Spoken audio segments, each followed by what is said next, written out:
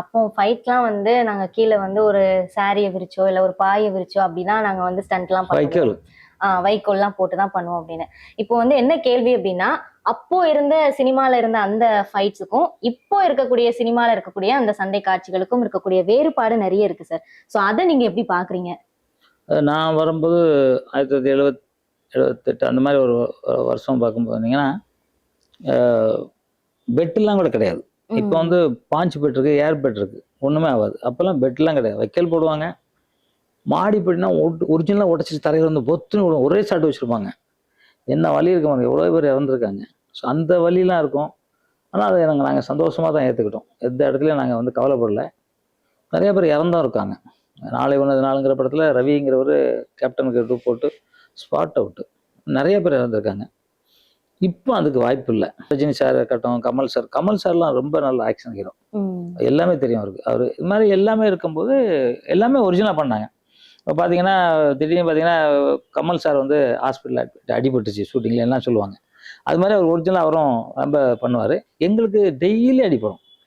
Daily ஆஸ்பத்திரி போய் தான் இருப்போம். வந்துகிட்டு தான் ம். இருப்போம். ஆனா அதே இது நாங்க பண்ணுவோம். ஏன்னா, அது வேற வழி இல்லங்கிற மாரி இருந்துச்சு.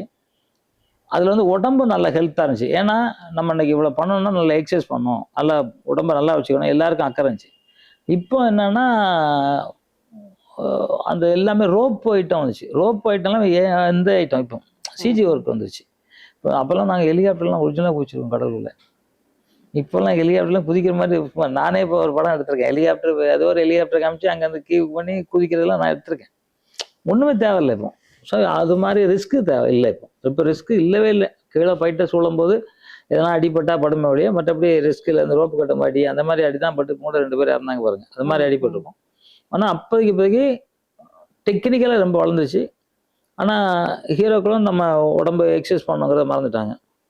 அப்பலாம் எம்ஜிஆர்ன்னு பார்த்தீங்கன்னா, அந்த வயசு அவர் வந்து உலகம் சுற்றும் வாலிபன். அவருக்கு என்ன வயசு தெரியுமா? 60 வயசு. எப்படி இருப்பாரு பாருங்க. ஒரு ஆளகன். அது இல்லாம கட்டுக்கோப்பா அவர் உடம்பு வச்சிருப்பாரு. ம். இப்ப அது வைக்க மாட்டேங்கிறாங்க. இப்ப விஜய் சார் அப்படி வச்சிருக்காரு, சரத் சார் வச்சிருக்காரு. ம். மற்றவங்கலாம் கொஞ்சம் அப்படியே எல்லாருக்கும் உடம்பு போயிடுச்சு. வயசானவங்கன்ட்டு போயிடுச்சு. இப்ப வர்ற ஹீரோவும் எக்சர்சைஸ் பண்றதில்ல யாரும்.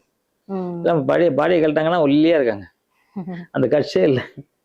ஸோ அவங்க எல்லாம் கத்துக்கணும். ஆனா இப்ப ஈஸி. ரொம்ப ரொம்ப ரொம்ப ஈஸி. இனிமே ஆள் இல்லாமலே படம் எடுப்பாங்க.